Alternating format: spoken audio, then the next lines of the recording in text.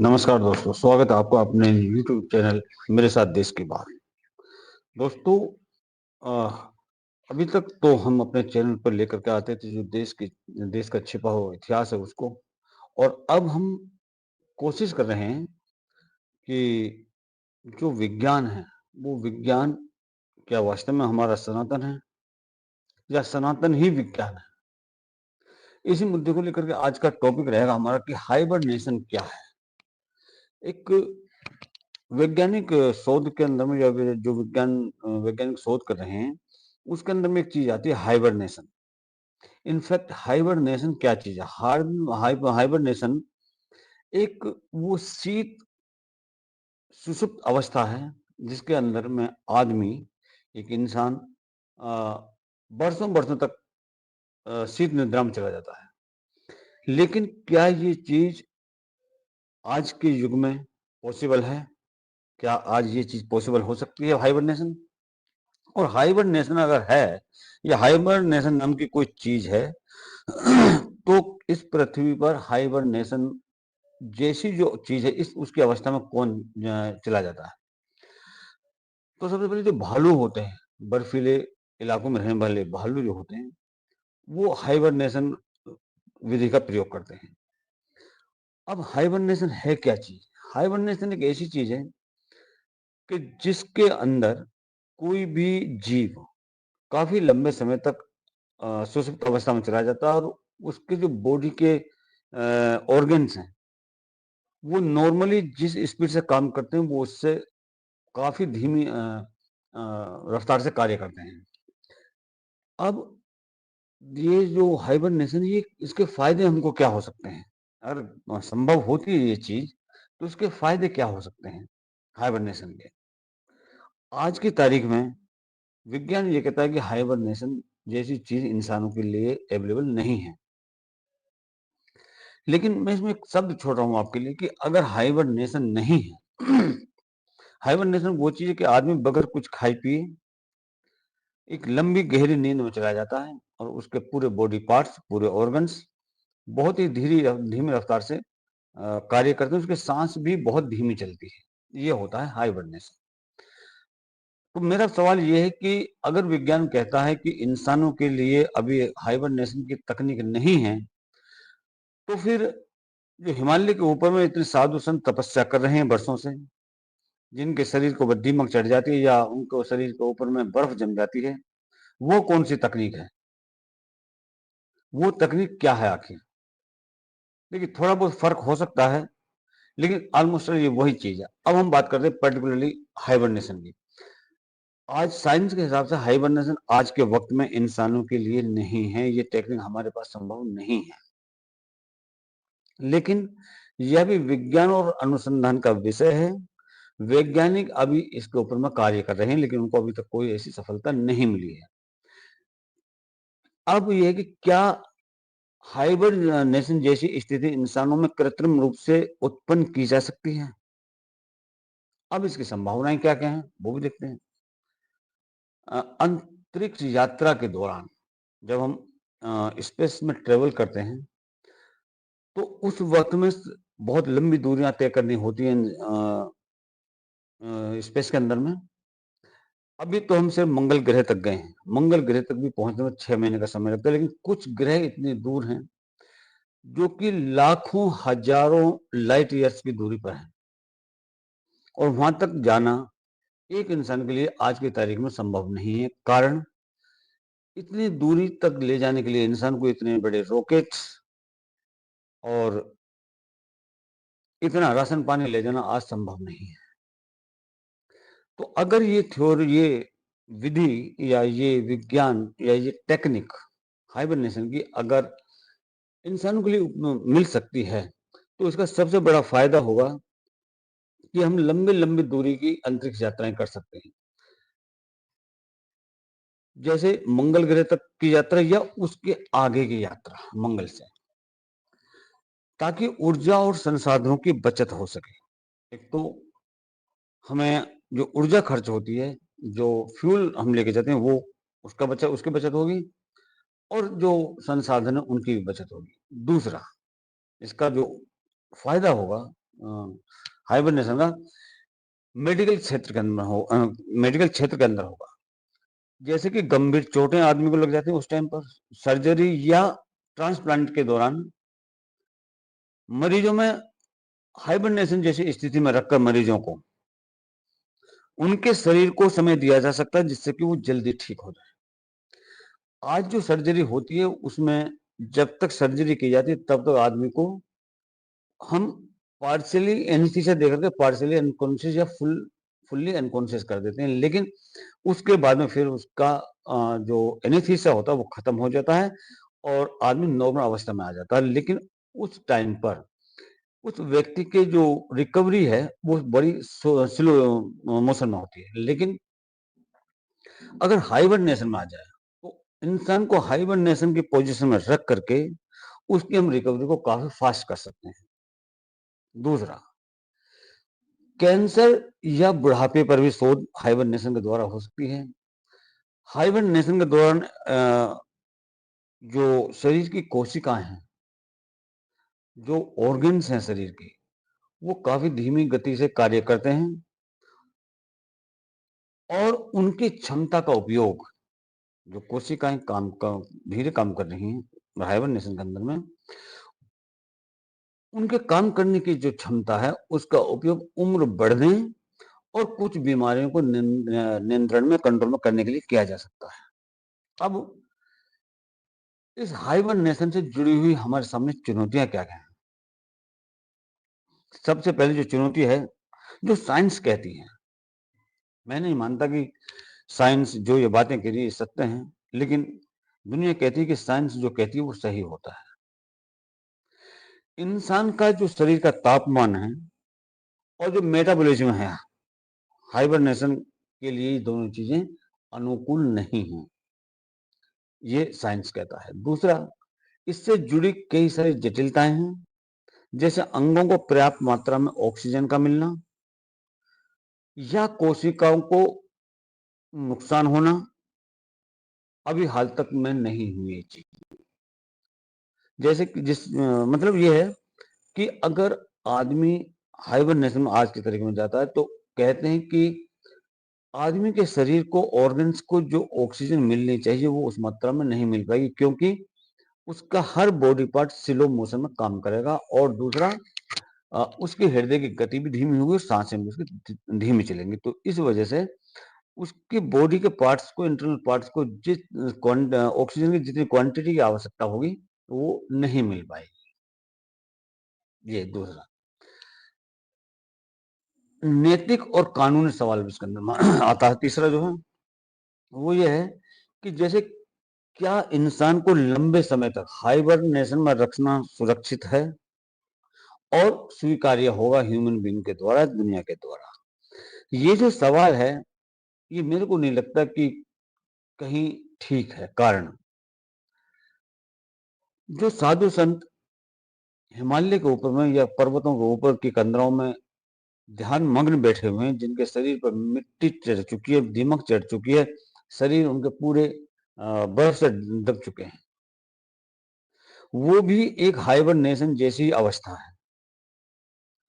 और अगर वो हाइबरनेशन में हैं या कल को वो अपनी समाधि से निकल कर बाहर आते हैं दुनिया के अंदर में, तो उससे दुनिया को क्या कष्ट होगा?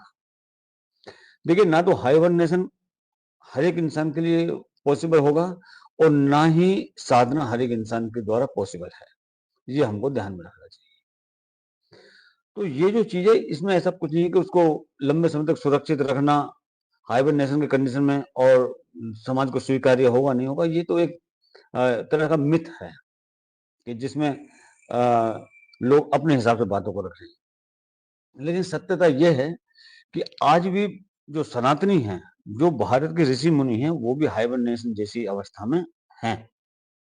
हाँ, ये बात अलग है कि वो जो उनकी अवस्था है वो एक पर्टिकुलर जगह पर है। मीन्स वो ट्रेवल नहीं कर सकते उस अवस्था के अंदर में। कष्ट ये है। दूसरा, कि शोध इसके ऊपर में तेज गति से बढ़ रहा है और हो सकता है कि भविष्य में ये तकनीक और जैविक विकास के माध्यम से ये चीज संभव हो पाए। साइंस ये कहता है कि nothing is impossible in the world. अब इंसान का शरीर हाइबरनेशन के अनुकूल क्यों नहीं है, ये भी एक बात है। और इसे समझने के लिए हमें इंसानी शरीर और हाइबरनेशन प्रक्रिया के बीच का अंतर जो है वो देखना होगा कि इंसान का शरीर की जो संरचना है वो कैसी है और हाइबरनेशन एग्जैक्टली है क्या चीज। अगर हम हाइबरनेशन में किसी इंसान को लेकर जाएंगे तो उससे क्या होगा। पहला जो अंतर है वो है मेटाबॉलिज्म का अंतर है ह्यूमन बॉडी के अंदर। हाइबरनेशन के दौरान एक्चुअली ये जो मैं अंतर बता रहा हूँ, ये हाइबरनेशन का जो डिफरेंस है ये इंसान और जानवरों के बीच में हम लोग कंपेयर कर रहे हैं। हाइबरनेशन के दौरान जानवरों का जो मेटाबॉलिज्म है, जो ऊर्जा उत्पादन की प्रक्रिया है, वो हाइबरनेशन के अंदर में उनमें बहुत धीमी हो जाती है, स्लो हो जाती है वो चीज। और इंसानों का जो मेटाबॉलिज्म है वो सामान्य स्थिति में काम करने के लिए बना हुआ, नॉर्मल परिस्थिति में वो कार्य करता है। कोई भी एबनॉर्मल परिस्थिति होती है उसमें वो कार्य नहीं करता, ये कहती है साइंस। इसे बहुत धीमा कर दें अगर हम, तो कोशिकाओं को ऑक्सीजन और ऊर्जा की कमी हो सकती है, जिससे शरीर को गंभीर नुकसान हो सकते हैं, ये साइंस कहती है। लेकिन मैं फिर दोबारा से ये कहूंगा कि साधना, तपस्या भी एक तरह का हाइबरनेशन ही है। अब ये कहते हैं कि शरीर का तापमान, हाइबरनेशन के अंदर में जानवर अपने शरीर का तापमान बहुत कम कर लेते हैं। व्हाट साइंस सेज, इससे ऊर्जा की खपत, बॉडी की जो ऊर्जा होती है उसकी खपत कम हो जाती है।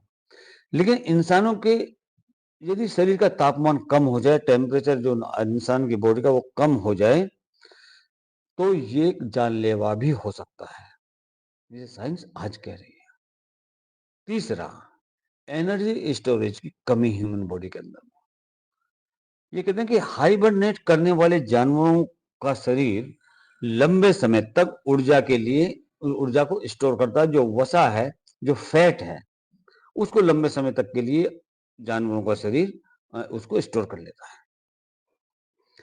अब इंसान का जो शरीर है, इंसानों में इतनी अधिक मात्रा में वसा स्टोर करने की क्षमता नहीं होती कि भाई इतने लंबे समय तक वो फैट को स्टोर नहीं कर सकते।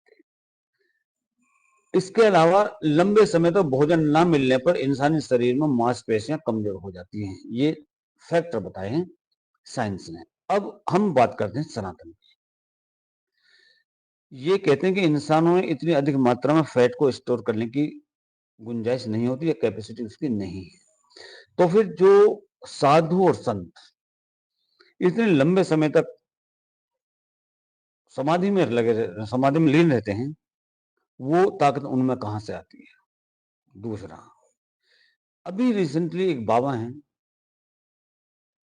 उनका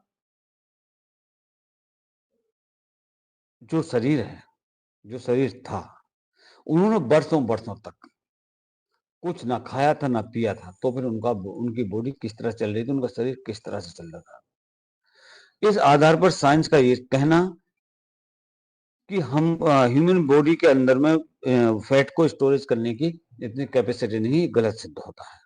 दूसरा, लंबे समय तक भोजन न मिलने पर इंसानी शरीर में मांसपेशियां कमजोर होने लगती हैं, ये कहना है।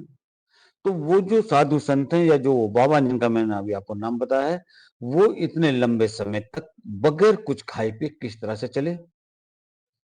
इस आधार पर साइंस का ये जो कहना है कि मांसपेशियां कमजोर हो जाती हैं, ये गलत है। अगला पॉइंट आता है जैविक अनुकूलता, बायोलॉजिकल एडेप्टेशन। हाइबरनेशन ऐसी प्राकृतिक प्रक्रिया है, ये नेचुरल रिएक्शन है, जो लाखों सालों में कुछ खास जानवरों के अंदर में पैदा हुई है, जैसे भालू। लाखों सालों के बाद में कहते हैं कि ये इसके अंदर में, इन दोनों के अंदर में पैदा हुई है। लेकिन अब बात ये आती है, जब ये कहते हैं कि लाखों साल के बाद में ये हुई है, तो साइंस के पास में वो कौन सी चीज है जिससे इन्होंने पता लगाया कि लाखों साल पहले इन दोनों के अंदर में ये क्षमता नहीं थी। अगला, साइंस कहती है कि इंसान के पूर्वजों में या कठिन परिस्थितियों का सामना करने के लिए आज कपड़े और शेल्टर के जो जितनी भी चीजें टेक्निक है उन वगैरह का सबसे ज्यादा फर्क है, जिससे कि शरीर को ऐसी अनुकूलता की जरूरत नहीं पड़ी। फायदे की बात है। लेकिन जब ये लाखों साल पहले की गिलहरी और भालू की जनरेशन जो लाखों साल पहले थी, ये कहते हैं कि उस टाइम मतलब लाखों साल पहले उन्होंने ये विधि अपनाई या डेवलप की। तो लाखों साल पहले की अगर हम बात करें, जो साइंस कहती है उसके साथ साथ जब इंसान ने आग, कपड़ा और शेल्टर का उपयोग किया, उससे पहले जब ये चीजें वजूद में आई, आग, शेल्टर और कपड़े, इनके वजूद में आने से पहले क्या इंसान हाइबरनेशन की पोजीशन में था? अगर हाँ, तो फिर वो आज भी हो सकता है। ये बात दूसरी है कि आदत छूट गई, नहीं रही वो चीजें। मस्तिष्क का कार्य करना, ये कहते हैं कि इंसान का मस्तिष्क हर समय सक्रिय रहता है और ये शरीर के बाकी हिस्सों को भी नियंत्रित करता है। हाइबरनेशन जैसी स्थिति में मस्तिष्क को ऊर्जा की जरूरत पूरी करना मुश्किल हो सकता है। बिल्कुल ठीक बात है ये, कि आदमी का जो शरीर, जो मस्तिष्क है वो हमेशा सक्रिय रहता है, लेकिन जब आदमी सोता है या जब आदमी को एनेस्थीसिया इंजेक्ट किया जाता है, उस वक्त आदमी का आदमी का जो मस्तिष्क है वो कार्यशील नहीं रहता। हाँ, सोने की अवस्था में कार्यशील वो रहता है। और हाइबरनेशन जैसी स्थिति में मस्तिष्क को जो ऊर्जा की जरूरत पूरी करना मुश्किल हो सकता है। हो सकता है कि कुछ स्तर तक ये बात सत्य हो, लेकिन ये पूर्णतः सत्य नहीं है। जानवरों में हाइबरनेशन के दौरान मस्तिष्क की गतिविधियां धीमी हो जाती हैं, स्लो हो जाती हैं, लेकिन इंसान का मस्तिष्क इसको सहन नहीं कर सकता। ये साइंस की रिसर्च आज की कहती है। ये साइंस का कोई लास्ट रिमार्क्स नहीं है कि भाई ये जो कहा यही सत्य है। क्यों? क्योंकि साइंस हमेशा प्रोग्रेसिव रहा है। वो बात अलग है कि साइंस आज इस पोजीशन में नहीं है कि इन बातों का जवाब नहीं दे पा रहा सटीक तरीके से, लेकिन ये पॉसिबल हो सकती है, क्योंकि इंसान का शरीर का जो मस्तिष्क है वो साइंस के हिसाब से आज इसे सहन नहीं कर सकता, लेकिन कल ये मुनासिब नहीं होगा, ये भी साइंस नहीं कह सकता। अब ये जो हाइबरनेशन है, इसके ऊपर खोज क्यों हो रही है, इसका क्या कारण है? देखिए, इसका कारण मैं आपको बताता हूँ कि इसकी क्यों हमको आवश्यकता पड़ी है। हाइबरनेशन की, जैसे मैंने शुरू में कहा था, कि आवश्यकता इसलिए है कि जो बहुत दूर के जो ग्रह हैं उन तक जाने के लिए, जो हजारों लाखों प्रकाश वर्ष लाइट ईयर्स दूर है हमसे, उन पर अगर जाना है तो हमको हाइबरनेशन टेक्निक भी चाहिए। क्योंकि एक इंसान को अगर आज हम जमीन से किसी उस ग्रह पर भेजते हैं जो कि हजारों लाइट ईयर्स की दूरी पर है, तो वो उसकी कई जनरेशंस भी वहां तक नहीं पहुंच सकती। कारण, उसको स्पेस में ट्रेवल करना होगा। एक आदमी की जो जर्नल लाइफ है, जो स्टैंडर्ड लाइफ है, वो 100 साल है, और हजारों लाइट ईयर्स ट्रेवल करने के लिए कम से कम 40 से 50 जनरेशन आदमी की लग जाती है। अब सवाल ये आता है कि अगर हाइबरनेशन होता है तो क्या उस विधि के द्वारा हम वहां पहुंच सकते हैं? देखिए, इसके दो हैं। एक तो ये कि हाइबरनेशन से आदमी जिस सुषुप्त अवस्था में जाएगा और जितने समय के लिए वो जाएगा, उतने समय के बाद में जब वो जगेगा तो उसकी जो शारीरिक अवस्था होगी, जो उसके ऑर्गन्स होंगे, वो उसी कंडीशन में होंगे, वो उसी स्टेट में होंगे जिस स्टेट के अंदर में वो हाइबरनेशन में गया था। मतलब उसकी उम्र बढ़ेगी नहीं, पहली चीज। दूसरी चीज, हाइबरनेशन के साथ साथ एक टेक्निक और है जिसके ऊपर कार्य किया जा रहा है, और वो है वार्म होल। आपने सुना होगा ब्लैक होल भी, और ये वार्म होल है। वार्म होल एक ऐसी चीज है कि अगर हम एक पेपर लें, मैं आपको बता रहा हूँ पेपर का किस तरह से मैं आपको ये कह रहा हूँ।